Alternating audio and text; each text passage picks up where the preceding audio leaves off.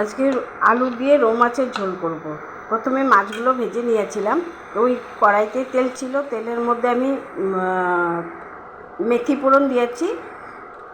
মেথিটা ফোড়নটা হয়ে গেছে, তারপরে দুটো মাঝারি সাইজের আলুকে লম্বা করে কেটে আলুটা দিয়ে দিয়েছি। তারপরে আলুটা অল্প ভেজে নিয়েছি। আর একটা মশলা বানিয়েছি, আদা, জিরে গুঁড়ো, ধনে গুঁড়ো, লাল লঙ্কার গুঁড়ো, দুটো কাঁচা লঙ্কা, কাশ্মীরি লঙ্কার গুঁড়ো আর পেঁয়াজ দিয়ে একটা মশলা বানিয়েছি। এখন এই মশলাটাকে দিয়ে আলুটার সাথে ভালো করে ভেজে নিচ্ছি।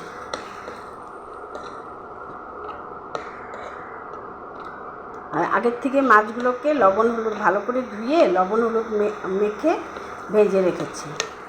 এখন এই মশলাটার সাথে আলুটাকে ভালো করে ভেজে ফোড়নে মেথি ফোড়ন দিয়েছিলাম।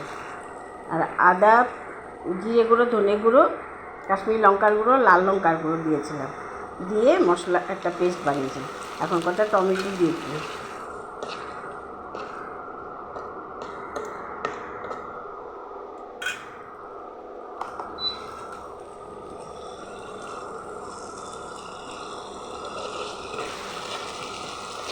ভালো করে মশলাটাকে কষিয়ে নেব যতক্ষণ তেল না ছেড়ে যায়। আর স্বাদ মতো লবণ দিয়ে দেব।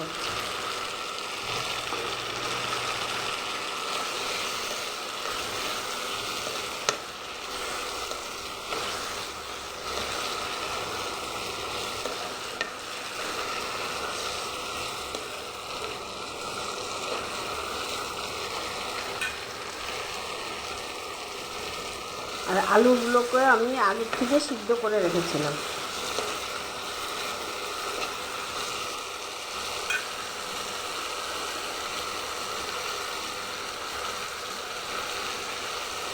এখন আমার মশলাটা কষানো হয়ে গেছে। আমি গ্রেভির জন্য, ঝোলের জন্য জল দিয়ে দিব।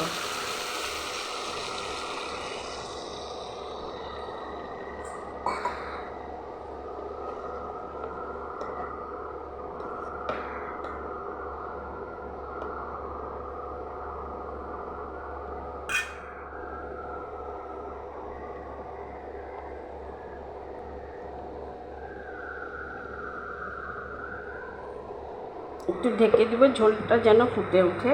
ফুটে উঠলে আমি মাছগুলো দিয়ে দেব।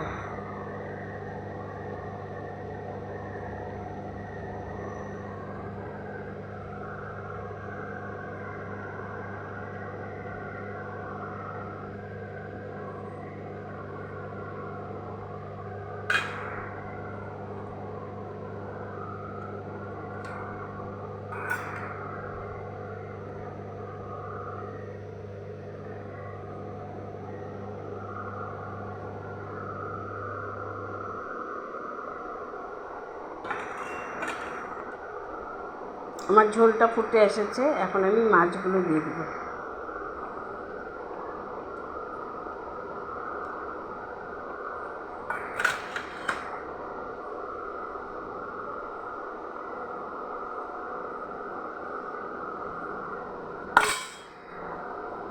কাঁচা লঙ্কা দিয়ে দেব আর ধনে পাতা দিয়ে দেব। আলু দিয়ে রৌ মাছের ঝোল।